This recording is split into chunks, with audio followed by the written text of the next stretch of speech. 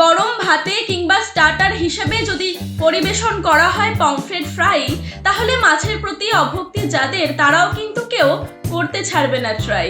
বরের আমার মাছের প্রতি ভক্তি প্রায় নেই বললেই চলে। বিয়ের সময় যখন বিষয়টি জেনেছিলাম মনে মনে ভারী দুঃখ পেয়েছিলাম। তাই বিয়ের পর ছলে বলে কৌশলে কিভাবে তাকে একটু মাছ খাওয়ানো যায় সেটাই আমার এখন নিত্যদিনের প্রচেষ্টা হয়ে দাঁড়িয়েছে। নমস্কার বন্ধুরা, আমি তৃষ্ণা। আমাদের রান্নাঘর আস্বাদনে আপনাদের সকলকে স্বাগত। আজ আমি আপনাদেরকে কিভাবে খুব সহজ পদ্ধতিতে ক্রিস্পি পমফ্রেট ফ্রাই বানাই সেটাই করে দেখাচ্ছি। এই হচ্ছে আমাদের এখানে অবাঙালিদের মাছলি মার্কেট। তবে আমরা যেহেতু বাঙালি, মাছে ভাতে বাঙালি, তাই মাছের বাজার বলতেই বেশি স্বাচ্ছন্দ্য বোধ করি। রেসিপিটি বানানোর জন্য নিয়েছি এখানে 3 পিস পমফ্রেট মাছ। মাছগুলোর সাইজও কিন্তু বেশ বড়ই। হয়েছে কি, বড় আমার বাজার থেকে মাছগুলো কাটিয়ে না এনে গোটা অবস্থাতেই নিয়ে চলে এসেছিল। এখন মাছগুলো আমাকেই কাটতে হবে। তবে এই মাছ কাটা তেমন কোনো কঠিন ব্যাপার নয়, খুব সহজেই কেটে নেওয়া যায়। আমি একটা কাঁচির সাহায্যে প্রথমেই মাছের পাখনাগুলো কেটে ফেলছি।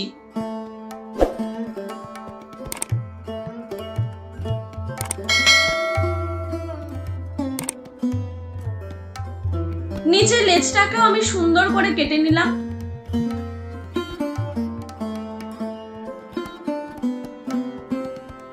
মাছের পেটের ময়লাটা বাইরে বের করার জন্য মাছ বরাবর লম্বা করে কাঁচির সাহায্যে চিড়ে নিয়েছি। এবার আঙুলের সাহায্যে পেটের ভিতরের পুরো ময়লাটা বের করে নিলাম। দেখুন, তাহলে দেখলেন তো কত সহজেই আমি মাছগুলো কেটে নিলাম। আপনারা বটি দিয়ে কাটতেই পারেন, তবে কাঁচি দিয়ে কাটলে মাছগুলো খুব সহজেই কেটে নেওয়া যায়।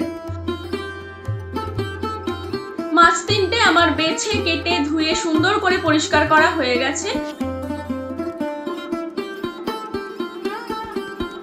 এবার একটা ছুরির সাহায্যে মাছের গাটাকে চিড়ে নেব,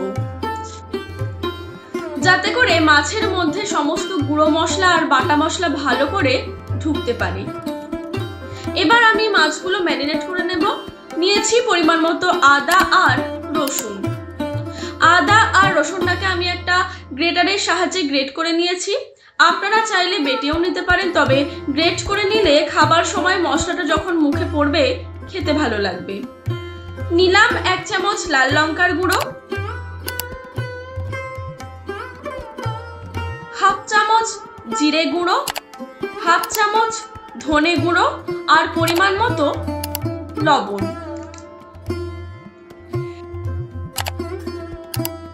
এবার মাছগুলোর গায়ে আর মশলার মধ্যে ছড়িয়ে দিলাম 1/2 পাতিলেবুর রস।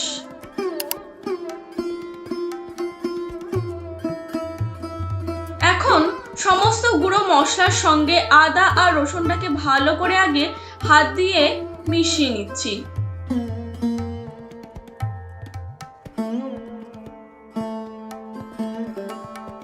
মিশিয়ে নেওয়া হয়ে গেলে 3টে মাছের জন্য মশলাটা আমি 3 ভাগ করে নিলাম। এতে প্রত্যেকটা মাছে মশলাটা সমান করে মাখানো যাবে। এবার খুব ভালো করে মশলাটা মাছের গায়ের মধ্যে মাখিয়ে নেব। মাছের যে অংশগুলোতে কাট লাগিয়েছিলাম সেই অংশগুলোতেও মশলাটা খুব ভালো করে ঢুকিয়ে দিচ্ছি।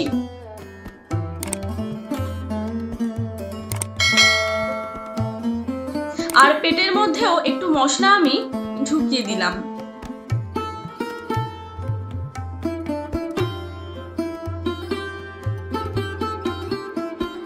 সমস্ত মাছ মাখানো হয়ে গেছে। এবার 10 থেকে 15 মিনিট এইভাবেই রেখে দেব।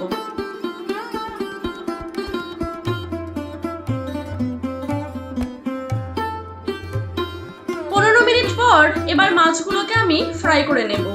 একটি প্লেটের মধ্যে নিলাম 3 চামচ বেসন আর 4 চামচ সুজি। বেসন আর সুজিটাকেও মিশিয়ে নিলাম। সুজি দিলে বেশ মচমচে একটা ভাব আসে। এখন মিশিয়ে নেওয়া বেসন আর সুজির মধ্যে মাখিয়ে রাখা মাছগুলো দিয়ে খুব ভালো করে 2 পিঠ কোট করে নেব।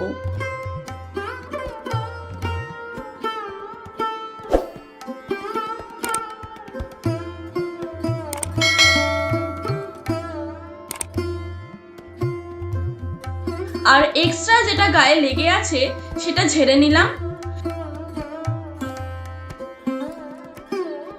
মাছগুলো কোট করা হয়ে গেল, এবার খালি ফ্রাই করবার পালা। গ্যাস জ্বালিয়ে কড়াই বসিয়ে দিয়েছি, আর কড়াই একটু গরম হয়ে গেলে কড়াইতে দিয়ে দিলাম বেশ কিছুটা পরিমাণ সাদা তেল।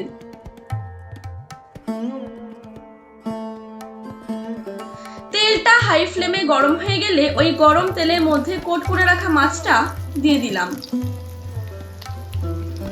গ্যাসের ফ্লেমটা এখন আমি মিডিয়ামে রেখেছি। এবার এক পিঠ ভাজার জন্য 4 থেকে 5 মিনিট অপেক্ষা করব, আর উপর থেকে তেলটা একটু করে খুন্তির সাহায্যে ছড়িয়ে দিচ্ছি। এক পিঠ ভাজা হয়ে এলে অপর পিঠটাও উল্টে দিলাম।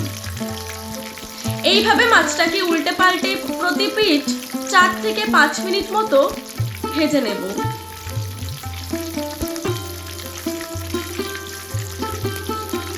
অল্প আঁচে মাছটা ভাজবো যাতে করে মাছটা খুব ভালো সিদ্ধ হয় আর কোটিংটাও যাতে পুড়ে না যায়। পমফ্রেট মাছ রান্না হতে কিন্তু একদমই বেশি সময় লাগে না।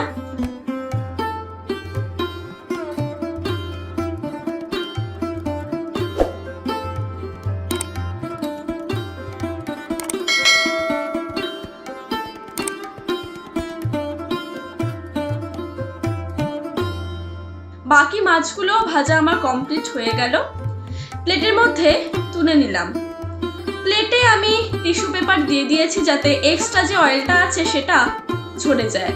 এবার আমি স্যালাডের সাথে গরম গরম ক্রিসপি পমফ্রেট ফ্রাই সার্ভ করছি।